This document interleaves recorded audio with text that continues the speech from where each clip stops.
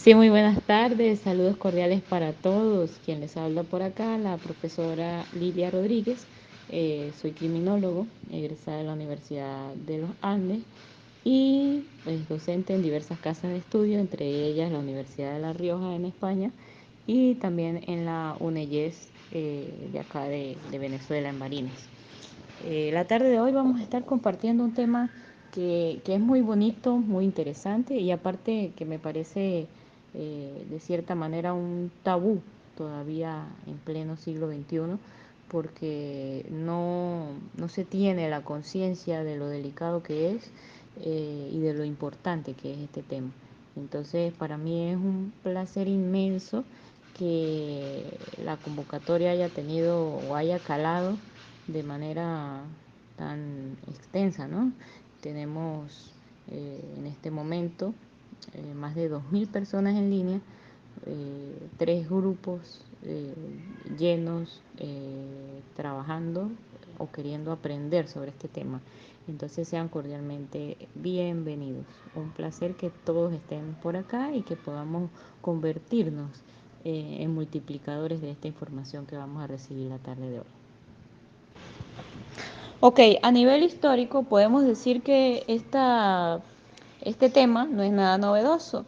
La lucha viene iniciándose alrededor de los años 60 con el movimiento feminista a favor de la defensa de un parto con respeto y del derecho a los cuidados perinatales, y ya se venía empezando a manejar lo que era el término de violencia obstétrica.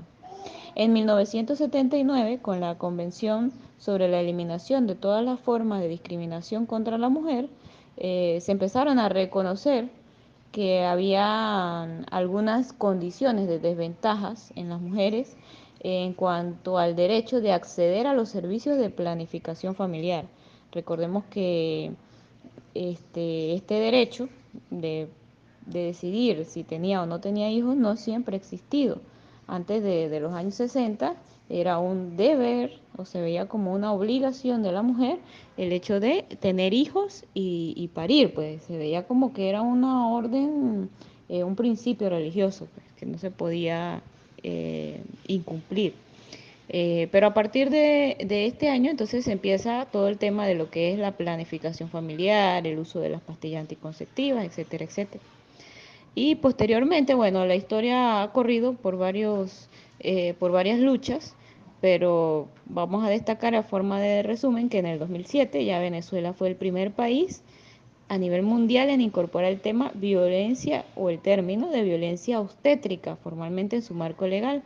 Después lo siguieron Argentina en el 2009 y México en el 2014. También hay otro documento legal que nos marca la historia de este tema, que es la Declaración de Ginebra en el 2014, donde se realiza un pronunciamiento sobre la prevención y erradicación de la falta de respeto y maltrato durante la atención del parto en centros de salud.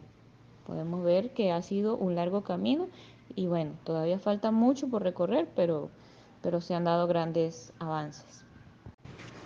Ok, entonces vamos a conocer las diferencias entre violencia obstétrica y violencia ginecológica, porque pues no son lo mismo. La violencia obstétrica se puede entender como las prácticas y conductas realizadas por profesionales de la salud a las mujeres durante el embarazo, el parto o el puerperio. Es decir, las primeras 40 horas después de haber dado a luz, bien sea en el ámbito público o privado, que por acción u omisión se pueden considerar violentas o pueden ser percibidas como violentas. Esto no es que está de manera subjetiva definida, porque se tienen en concreto qué actos incluye esa violencia obstétrica. ¿Cuáles son? Bueno, actos no consensuados, conversados y aprobados por la mujer, episotomía sin consentimiento, intervenciones dolorosas sin anestesia, obligar a parir en una determinada posición o proveer medicalización, es decir, vamos a imaginarnos el famoso pitocin o la anestesia, pero en exceso y de manera innecesaria. Entonces, tenemos que esos son los actos que que constituyen violencia obstétrica. Por otro lado, tenemos la violencia ginecológica. Por otro lado, tenemos la violencia ginecológica, que allí sí serían aquellas prácticas realizadas por miembros del equipo de salud que pueden implicar una atención deshumanizada, pero esto es durante qué proceso. Bueno, durante el chequeo de las partes íntimas de la mujer, sin que haya embarazo en curso, ¿sí? Esa va a ser la diferencia, la existencia de un embarazo, porque puede haber violencia simplemente en un chequeo para hacerse una citología, para hacerse el chequeo rutinario de cada 6 meses que debemos hacer las mujeres en el ginecólogo. Allí también puede haber violencia, pero ya la vamos a ir desglosando cada una con mayor amplitud. Ok, dentro de la violencia obstétrica se puede decir que hay dos subdivisiones a su vez, la violencia obstétrica física y la violencia obstétrica psicológica. Con respecto a la física como tal, podemos definirla como la negligencia hacia necesidades y dolor de las embarazadas, negación de tratamiento, tactos vaginales en reiteradas ocasiones o realizados por más de un individuo. En este caso quiero contarles eh, lo que yo observé con mis propios ojos. Eso fue investigación participante mientras estuve embarazada. Yo veía, pero claro, o sea, a mí no me ocurre porque yo sé que eso es violencia, ¿no? Pero por eso es que hay que conocer nuestros derechos y por eso se realiza este tipo de talleres para divulgar el conocimiento, ¿no? De lo poco que uno sabe, poderlo compartir.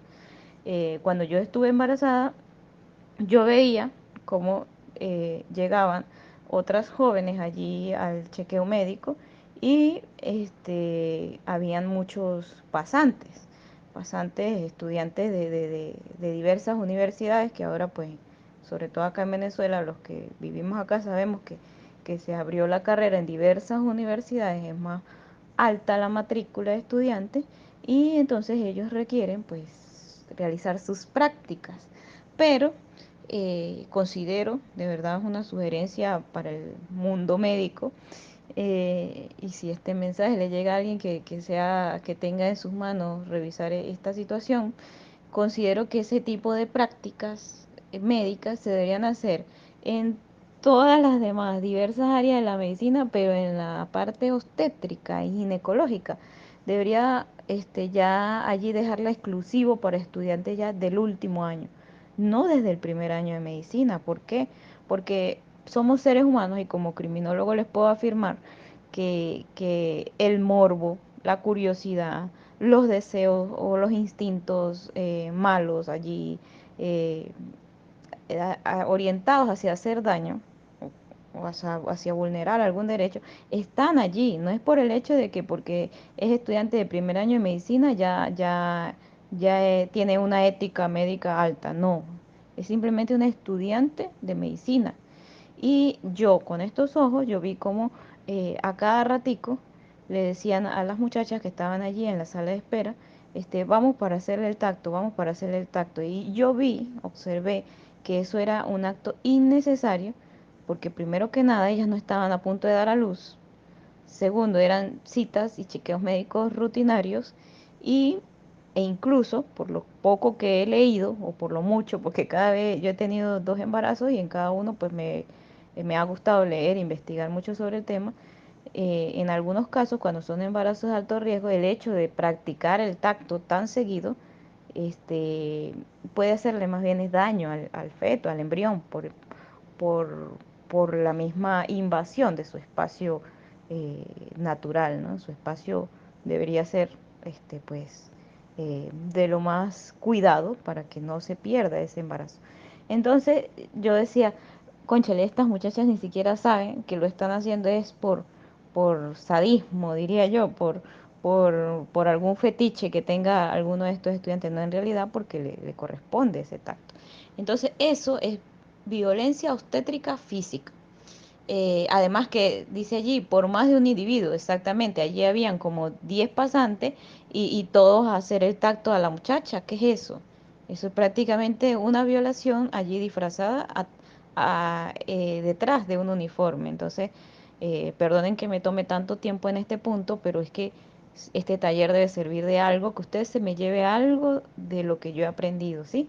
Entonces, yo le comparto esto para que cualquier persona que me esté oyendo, desde la señora ama de casa más humilde, madre de 7 muchachos, hasta el abogado, el doctor, el médico, todos los que me estén oyendo, sepan que eso no se debe hacer. O sea, eso no es permitido. Legalmente es un delito, un hecho de violencia obstétrica física, el hecho de hacer o practicar el tacto por varias personas sin que exista necesidad médica de aplicarlo, de ejecutar esta práctica.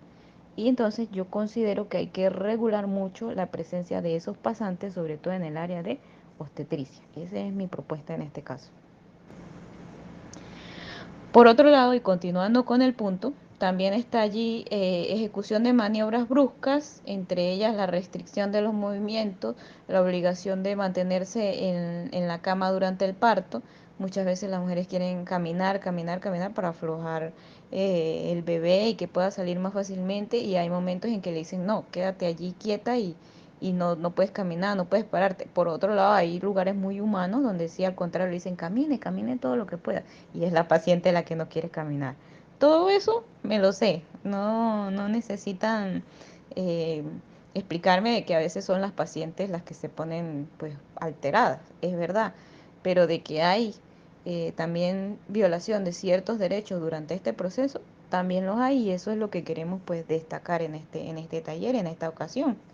Eh, Les quiero compartir allí, en donde vamos de esta diapositiva, que dice procedimientos no requeridos como la episotomía y la cesárea. Les voy a compartir dos imágenes que tratan o explican estos dos términos. Por otro lado, tenemos lo que es la violencia obstétrica psicológica, que posee dos subcategorías. Por un lado está la violencia verbal y el impedimento de las gestantes a expresarse libremente.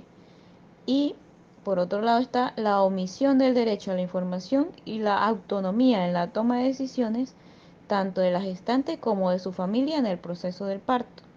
Incluso está la prohibición de la presencia de un familiar, agresiones verbales y burlas, como la famosa frase esa de que, ahora sí llora y te duele, pero cuando lo hiciste no te dolió, y cosas así súper humillantes.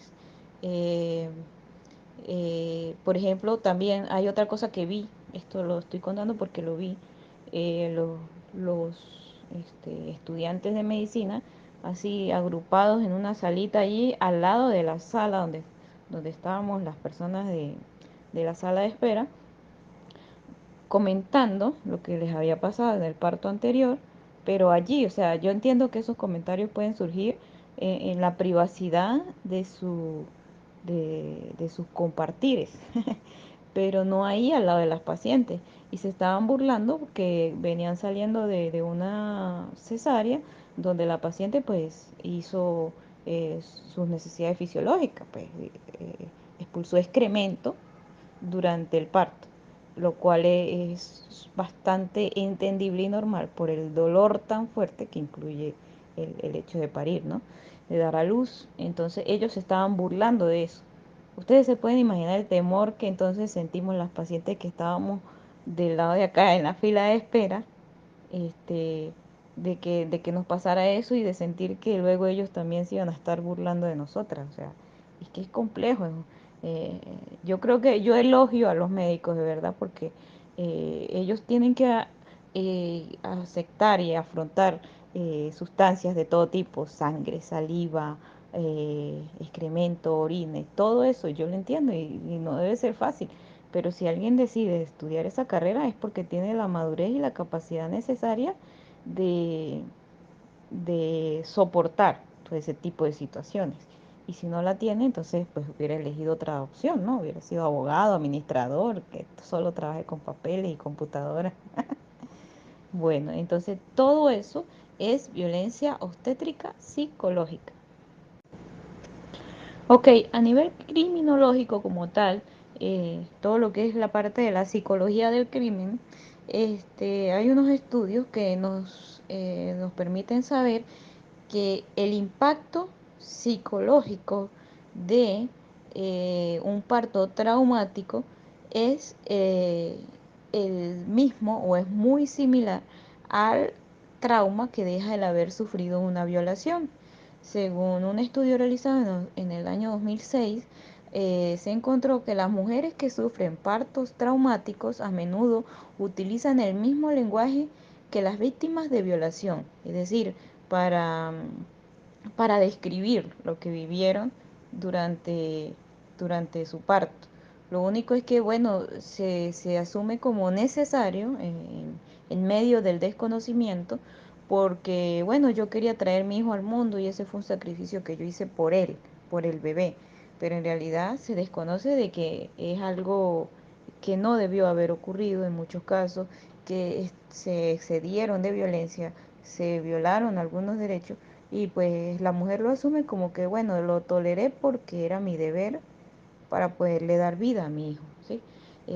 Dice un testimonio, hay un documento con muchos testimonios de enfermeras ya retiradas o incluso activas, pero que laboraron mucho tiempo en el área de obstetricia, eh, dentro de esta investigación, donde dice, por ejemplo, este testimonio de una enfermera, dice, cito, dice, el médico la trató como un pedazo de carne. Después del nacimiento del bebé, procedió a poner su mano en el interior, prácticamente la mitad de su brazo, para empezar a tirar de la placenta. Ella gritaba de dolor, es decir, las mismas enfermeras dándose cuenta de que el médico estaba realizando algo inapropiado. Eh, es importante destacar también que no toda violencia recibida durante el embarazo se puede catalogar como violencia obstétrica, ya que, por ejemplo, un hombre, un vecino, un amigo, un hermano, que golpea a una mujer que está embarazada eh, durante, pues valga la redundancia, durante su embarazo, esto es una violencia física contra la mujer, pero para catalogarla jurídicamente, esto es para los abogados, como violencia obstétrica, debe ser una violencia cometida o llevada a cabo por personal de salud. Esa es la diferencia entre lo que sería en este caso una violencia física hacia una embarazada y una violencia obstétrica que es realizada por personal de salud.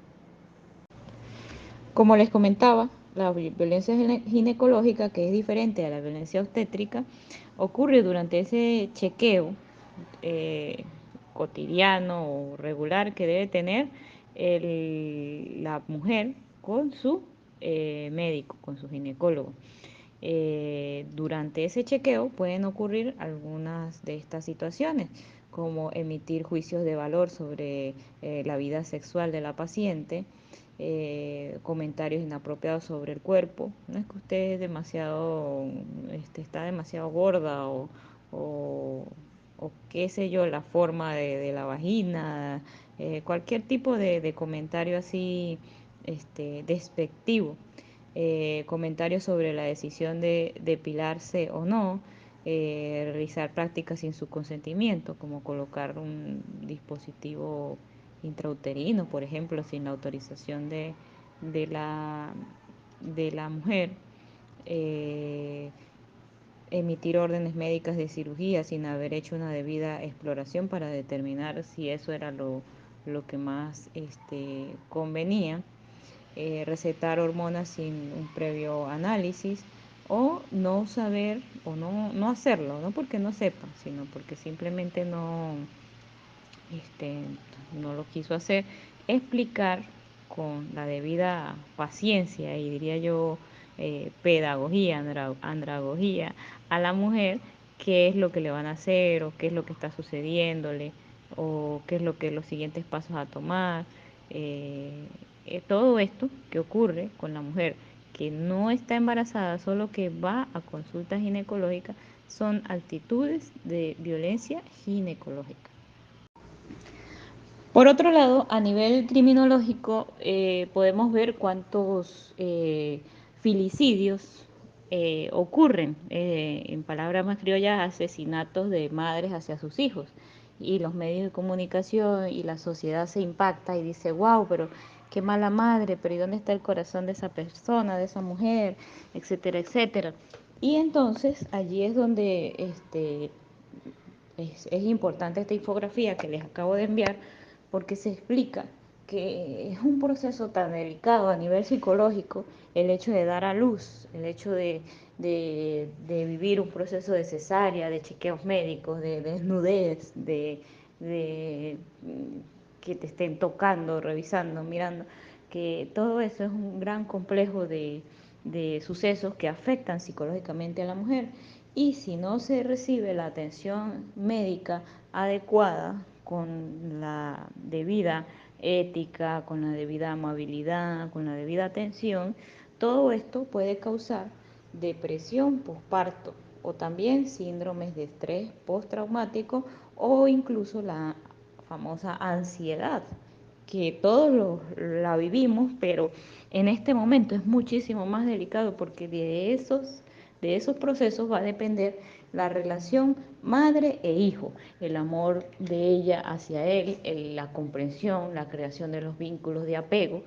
Y cuando no hay, entonces la mujer siente que es un monstruo, o sea, ella misma se reprueba porque sabe lo que debería estar sintiendo, pero no lo está sintiendo. Tal vez el mismo hecho de sentir tanto dolor en su cuerpo, de sentirse fea, de sentirse ultrajada, de sentir que todos la ofendieron en ese hospital, en esa clínica. Todo este proceso puede causar un trauma tan fuerte que crea problemas para la hora de conformar lo que es el vínculo madre e hijo.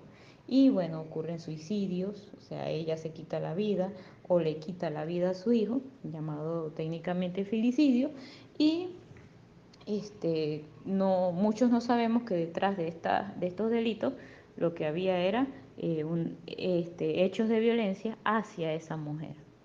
No con la intención de justificarla, ojo, no lo hago con esa intención, lo hago con la intención de que veamos más ampliamente el panorama, pues, que no es solo una mujer que mató a su hijo, no, es que hay que revisar qué vivió esa mujer durante ese parto o durante ese embarazo que la llevó a tomar esa decisión y en qué situación psicológica se encontraba al momento de llevarlo a cabo.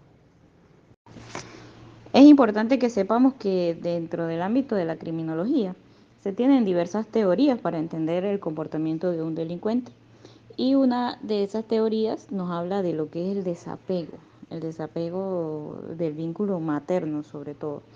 Y hay muchas investigaciones al respecto. Sin embargo, como en esta ocasión, la idea no es concentrarnos en términos técnicos, científicos de gran profundidad o complejidad. Quiero asociarles o dejarles esta idea, esta noción de que muchas de las venganzas, de los odios, dirían en el llano, retrecherías de algunos hijos hacia sus madres, hacia la figura materna, e incluso odio y rechazo hacia la sociedad misma, o sea, el hecho de convertirse en un antisocial, puede estarse generando por la forma como nacemos. Por eso es que es necesario nacer de manera humanizada, ¿no? De la manera más amorosa posible, porque el impacto que genera en la vida de un ser humano esas primeras horas de vida es tan relevante que hay investigaciones, así como dice esta infografía, que dice que en los casos que los niños nacen prematuros o con alguna enfermedad, que deben quedarse en las incubadoras y se le hace difícil a la madre acceder al niño. eh, Luego dice que son madres, según esta investigación, que luego de un mes de esa distancia, de ese distanciamiento, perdían interés por ese hijo. que a diferencia del interés que muestra otra que lo ha tenido desde el primer momento en que nació. Hay investigaciones que nos arrojan ese detalle. También dice que el estrés que genera el hecho del llanto de los primeros días, los cuidados, los trasnochos, más estar delicada de salud, todo eso, el elemento, el mejor elemento para calmar todos esos dolores y toda esa ansiedad es el propio bebé, es el mejor consolador a su vez, el poder tenerlo, acercarse a él, disfrutarlo. Eh, pero cuando hay trastornos de estrés postraumático por haber vivido violencia durante el parto, durante incluso los chequeos médicos y luego cuando nace y la mujer quedó, qué sé yo, con alguna lesión física o algún trauma psicológico, ese apego va a ser difícil de conformar, va a ser difícil de constituir y por lo tanto va a quedar ese pequeño ser que acaba de llegar al mundo con diversos traumas, que bueno, este tema da para otro taller completo que espero pues trabajarlo en otra ocasión, pero quería comentarles eso en esta ocasión para que investiguen más sobre el tema. A nivel jurídico, como les decía al principio, hay diversos pronunciamientos a nivel internacional, convenciones, protocolos, pactos sobre este tema de violencia obstétrica. Y bueno, acá se los cito algunos para efectos de las personas que son del ámbito jurídico, los abogados que nos están acompañando la tarde de hoy, que le quieran, no sé, realizar algún trabajo de investigación sobre este tema. Allí tienen algunos de los documentos, instrumentos internacionales de índole jurídico relacionados con este ámbito de estudio del conocimiento. Y para culminar, pues decirles a todas las queridas y estimadas mujeres que me están escuchando, que si en algún momento, piensa que estés embarazada o no, porque recordemos que si no estás embarazada, igualmente si hay violencia en un consultorio ginecológico, bueno, eso es violencia ginecológica. Si estás embarazada, violencia obstétrica. Si sientes que te están vulnerando tus derechos, si sientes que hay algunos actos irregulares que, que no te deberían estar tratando así, incluso dentro de los instrumentos jurídicos internacionales está establecido que el chequeo ginecológico los chequeos obstétricos deben hacerse en lugares privados. Está prohibido, pues, o sea, me refiero a no con acceso libre al público. Cero pasillos, cero estar desnuda allí después de una cirugía, de que te dejen desnuda en un pasillo o mal abrigada en un lugar de acceso libre al público, sin tu familiar, sin tantas cosas que ocurren después de un parto.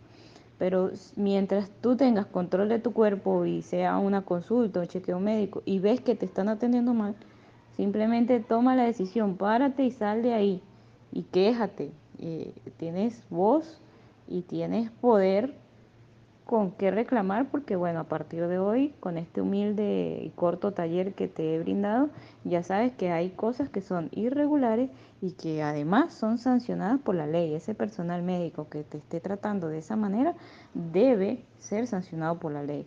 Y bueno, para eso existen pues las fiscalías especializadas en el área de violencia contra la mujer para recibir esas denuncias de maltrato hacia la mujer. Entonces, bueno, espero haberles ayudado y colaborado un poquito. Espero que les haya gustado.